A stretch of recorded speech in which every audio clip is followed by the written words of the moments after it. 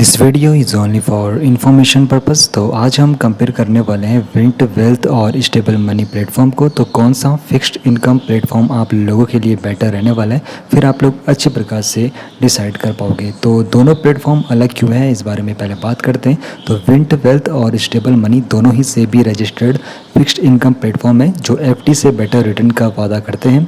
लेकिन दोनों की जो फिलोसॉफी है, प्रोडक्ट रेंज है और टारगेट इन्वेस्टर है, बिल्कुल अलग है। तो देखो, सेबी रजिस्टर है तो दोनों प्लेटफॉर्म रेगुलेटरी फ्रेमवर्क के अंदर ऑपरेट करते हैं जो इन्वेस्टर ट्रस्ट बढ़ाते हैं। अब यहाँ पे विंट वेल्थ बॉन्ड्स पर फोकस करता है और stable money FD, bonds, gold सब कुछ ही ऑफर करता है।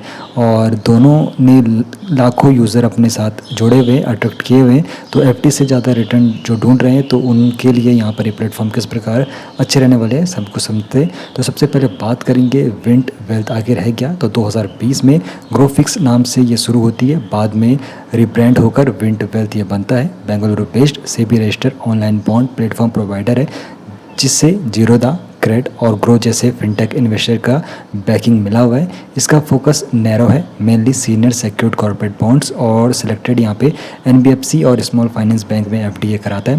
तो इसके जो प्रोस है, जिसमें यहाँ पे क्यूरेटेड और सीनियर सिक्योर्ड बॉन्ड मिलते हैं जिसमें क्रेडिट रिस्क कम रहता है, सिंपल नॉनसेंस इंटरफेस इसका है। तो यहाँ पर काफ़ी अच्छा इंटरफेस का देखने को मिलेगा, बिगिनर फ्रेंडली इंटरफेस यहाँ पर इसका देखने को मिलेगा।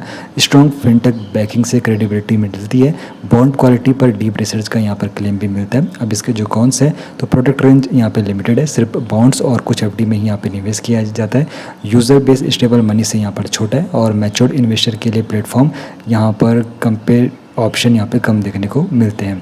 अब दूसरी तरफ स्टेबल मनी क्या है, तो देखो एक वाइड प्लेटफॉर्म है जो 200 से ज़्यादा बैंक और एनबीएफसी की एफडी रेट्स कंपेयर करने की सुविधा देता है।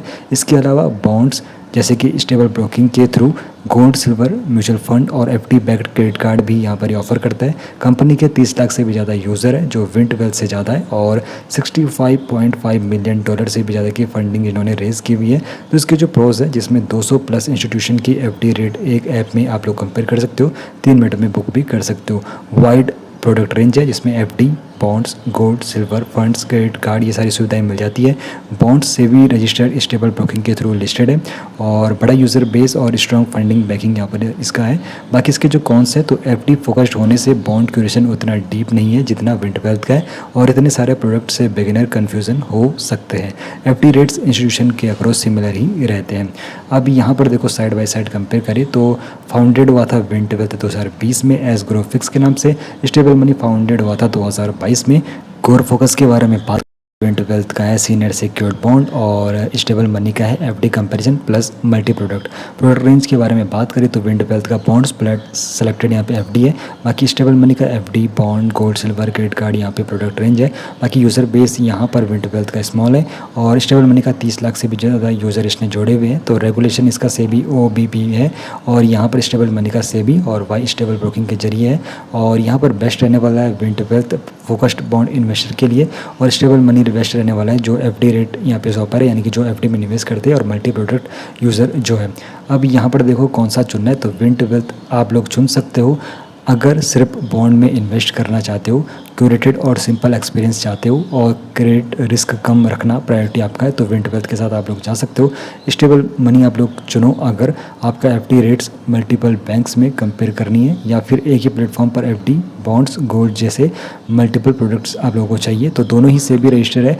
फाइनल डिसीजन आपके इन्वेस्टमेंट गोल और रिस्क के ऊपर यहाँ पे डिपेंड करता है। इन्वेस्ट करने से पहले खुद भी आप लोग को रिसर्च कर लेनी चाहिए।